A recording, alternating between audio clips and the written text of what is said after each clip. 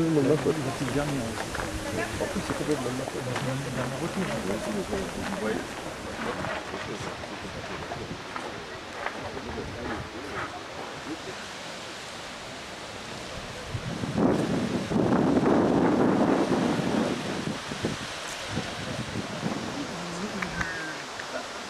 Le chef de la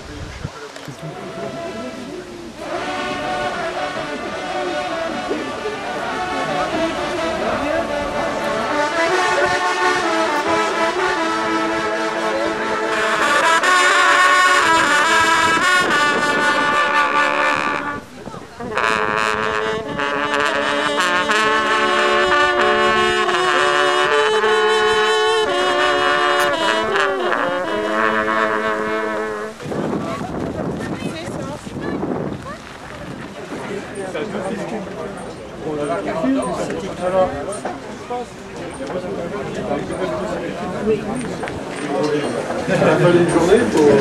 Ah oui, on les blonds qui forment. J'ai vu à Valbonne. Ah oui. Elles sont pas, ouais. Elles sont là, les petites. C'est un peu... Vas-y, je te sois d'abord. C'est toi qui commence. Par contre, je vais taper sur le banc d'entrée.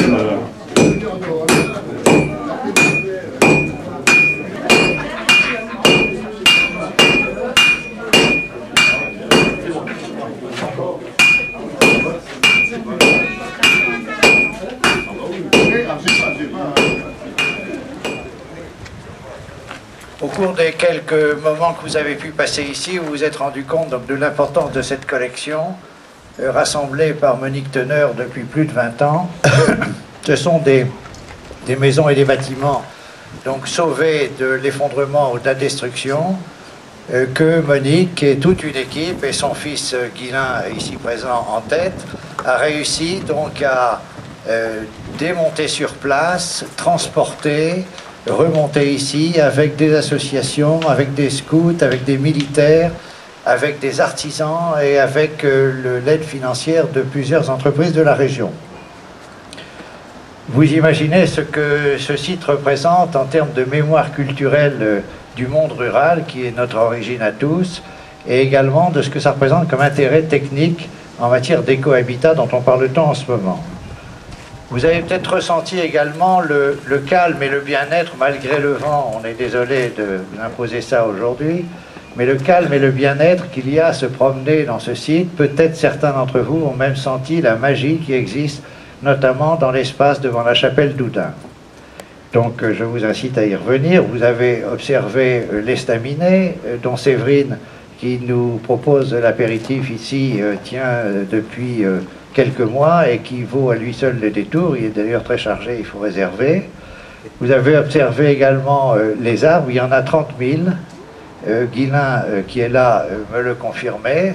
30 000 arbres qui ont été posés, et buissons, qui ont été posés depuis 20 ans, notamment grâce à Bruno Bonduel qui a beaucoup joué là-dessus. Bruno, vous le savez, étant le premier président de cette association et aujourd'hui évidemment président d'honneur. Vous avez observé les animaux du cru, de la région, puisqu'on essaye autour de ces maisons de reconstituer l'environnement tel qu'il existait. Vous avez aussi constaté que le musée est maintenant ouvert au public depuis que nous avons transmis la propriété du lieu à la communauté européenne de Lille et maintenant c'est l'espace naturel métropolitain qui gère ce musée, qui en assure tout le service public, l'assurance, la maintenance, l'entretien. Et c'est grâce à ça que le musée a pu maintenant être ouvert au public. Vous n'avez pas manqué d'observer qu'il y a encore beaucoup d'espaces disponibles, puisqu'il y a seulement 4 ou 5 hectares qui sont occupés sur les 17 que nous avons à notre disposition.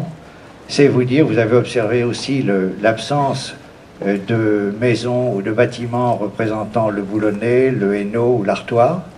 Et c'est vous dire, c'est vous montrer immédiatement le premier rôle de l'association qui est seule, je dirais presque exclusivement, on compte sur elle, pour développer la collection. Je pense qu'à la fin du XXIe siècle, eh bien, ça sera ici, au milieu de cette grande métropole, un très beau jardin public, avec une cinquantaine de maisons supplémentaires Bruno, tu l'as dit, il y a la section Artois, la section du Calaisis, la section du Hainaut, qui vont venir prolonger la section Flandre, qui est maintenant bien terminée.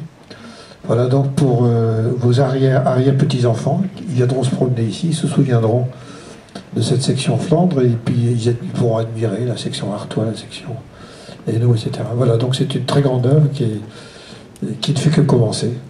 Encore une fois, il n'y a que le quart de construit, et on compte sur vous tous, généreux mécènes, pour aider l'association à prolonger ce formidable travail de Monique Teneur. Voilà, merci de votre présence, et je suis persuadé que vous aurez à cœur de prolonger cette œuvre de Monique. Merci.